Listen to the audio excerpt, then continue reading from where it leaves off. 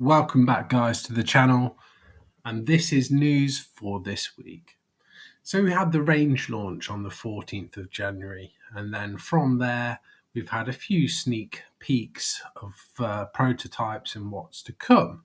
We had the van and the trailer and Escort last week, and this week we have had the R34 Skyline. So some initial shots from Scalextric of what the car is going to kind of look like.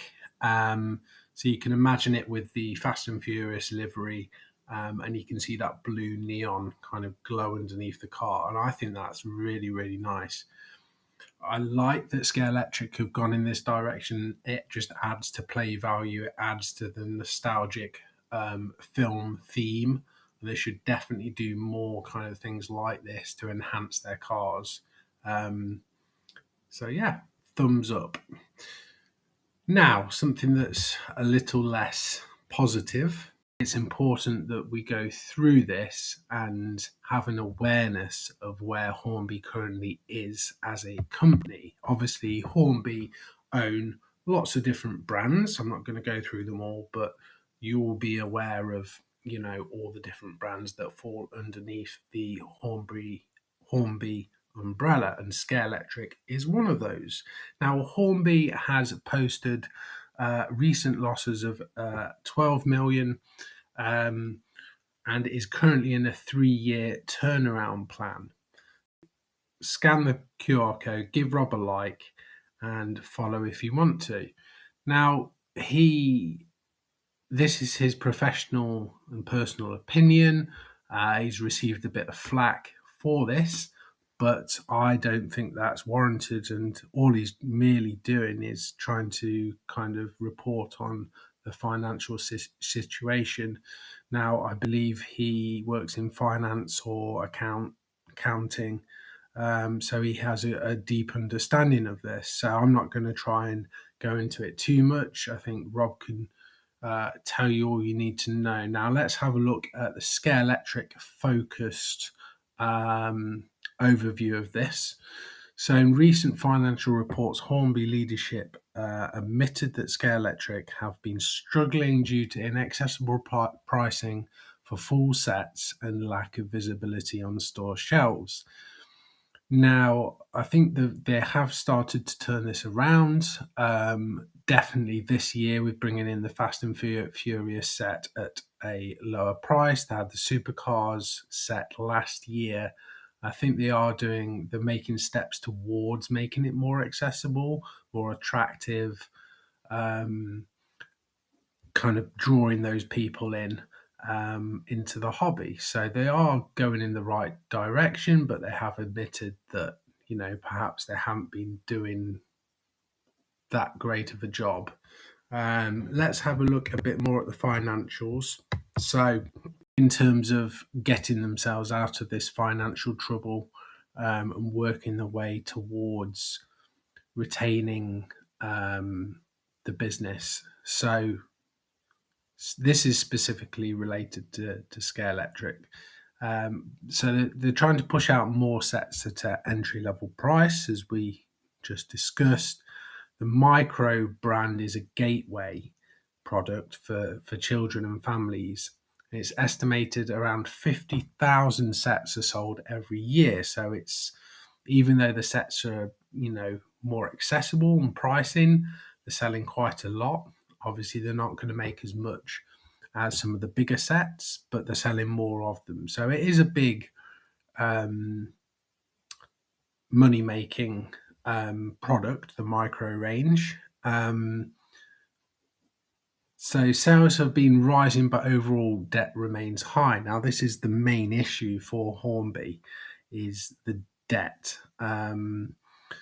Even though some of the brands are doing really well, like Airfix are doing really well, Scalextric have been improving year on year, it's the overall debt that the company has, and it's not looking good long-term forecast, and that's kind of where people are kind of concerned. Now they're opening a new East like Midlands distribution centre, and that is going to help them distribute product to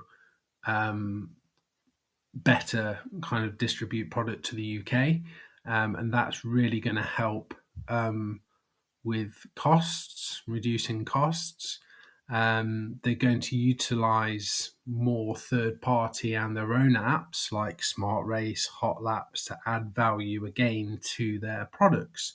And they've released the Hot Laps gantry. So they kind of are making efforts to really kind of focus on different things to try and improve their situation. And one of the biggest things is the booming adult 40 plus market.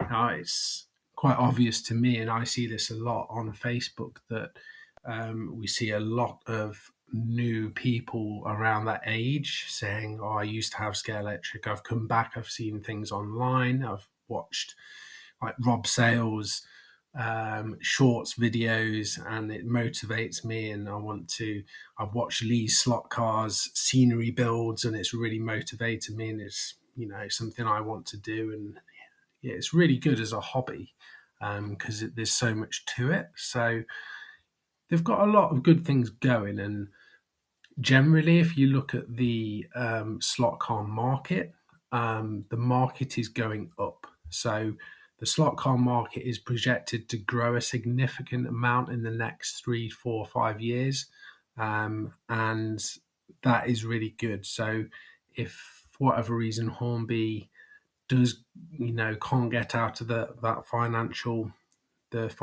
issues that they're in, you could be rest assured that Scalextric brand at least will survive in some way, shape, or form, and it's not like the market is crashed completely and they're struggling to sell. That's not really the issue. So yeah, I mean, you can take that as a positive. Now, moving on to something a bit more positive, let's look at the quarter 1 and 2 Scalextric releases. Now, we've got the Porsche 963 in a nice yellow livery, looking really nice.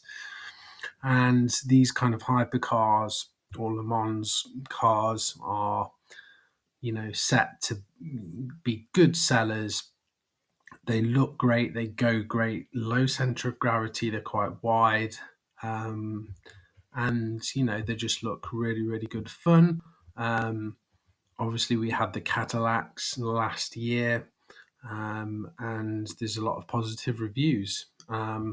Let's look at what else we've got. Now we've got the Fast and Furious Skyline. So that is also due. I probably think that's more quarter 2 release, but it might not be that. It might be Q3 we see this come in. It just depends.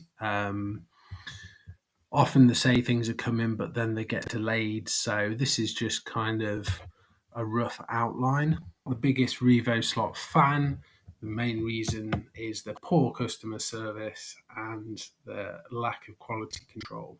But maybe that's improved. I've been told it has, but I'm not 100% sure. I don't wish to take the risk, so I don't really buy RevoSlot, but it's worth mentioning these fantastic liveries. We have got the Marlboro classic livery on this BMW. I really like this. I do buy the RevoSlot bodies, but I then put a 3D printed chassis on, so you get the nice body, the detail, but you don't have any of the issues with the running gear and things like that. So that's what I prefer to do, and they're quite good value, I believe. Picking up the bodies about £25 in the UK. Okay, next we've got the Schnitzer Rod and Stock car, very nice livery. And then finally, we have got the Jockey in red. Really nice from RevoSlot there. If you do fancy picking one up, then go ahead. But be warned, you might get one that's a bit dodgy. And buy your tickets now online, 9th and 10th of May. Hopefully see you all there.